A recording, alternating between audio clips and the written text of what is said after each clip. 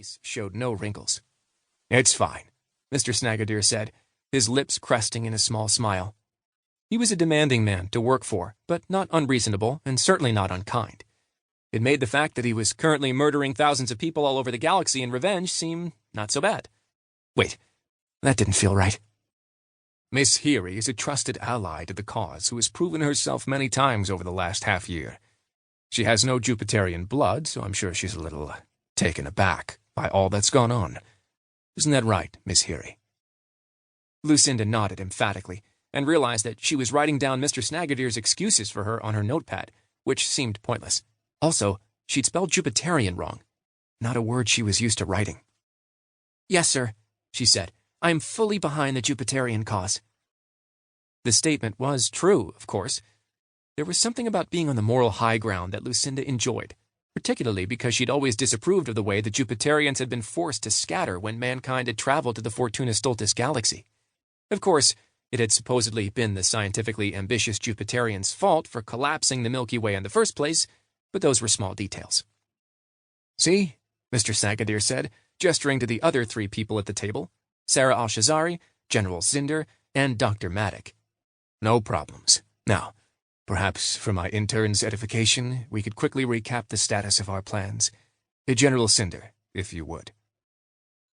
For everything that Mr. Snagadir was, General Zinder was not. Pompous, loud, brash, and unrefined, the military genius of the Jupiterian movement was all bark and even more bite. Broad-shouldered and dark-skinned, he was from a different Jupiterian family line than the Snagadirs. At least, Lucinda thought he was. It was difficult getting up to speed on Jupiterian genealogy when she hadn't really known they'd existed until a short while ago.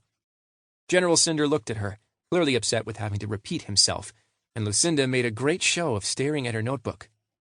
"Of course," he said, his voice having that rough quality that comes with spending one's youth shouting over people at bars. "We waited 200 years for this. What's the harm in wasting another few minutes repeating myself?" Lucinda's face reddened even further. If she could have crawled into the lined yellow paper she was holding, she would have made an elaborate tent and gone into hiding for days. How did she get herself into this? Dr. Maddock, the only person in the room to have said nothing during the entire meeting, stared off into space like he always did. Perhaps it was stereotyping to characterize a scientist this way, but the man always reminded Lucinda of an egg, both in shape and in personality. General Zinder went on. "Grandel and New Neptune are well in hand. The propaganda campaign that Sarah came up with worked beautifully in New Neptune." The propaganda campaign that General Zinder was referring to was really just some fake newspaper articles informing the New Neptunians that they were now under the rightful control of the Jupiterian uprising.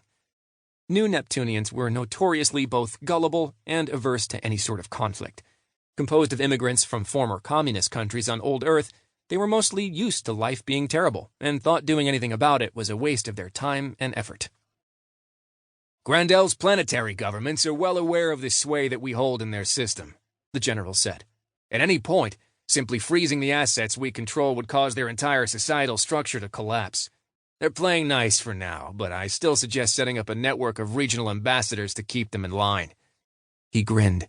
"At the first hint of resistance, we could burn them to—" "Stop," Mr. Snagadir said, holding up a hand. "Let's stick to the topic." General Zinder looked displeased, but didn't argue. "Merida and Thelicosa are where we have the most problems, thanks to the brilliant doctor's half-baked plan." He shot a look at Dr. Maddock, who either wasn't listening or didn't care. Lucinda had seen the general harangue the doctor so many times now that it would have seemed like an empty meeting without it. She scribbled down the insult.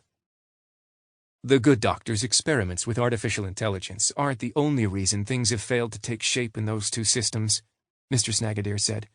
Sarah was nodding. "There was quite a large network of sleeper cells all throughout Thelicosa that failed to activate. We lost Zurgen before he was able to carry out most of his plans, and the rest of the Collider's ships are now back in the control of the Thelicosans." "More will activate as the information gets out," General Zinder said, sitting back in his chair and scowling. "It's just a matter of getting the right messages." "There's also the issue with the cyber warfare failings," Sarah said. "That was not my fault," the general shouted. Lucinda wasn't actually sure what either of them were talking about now. There had been some other plans in the works,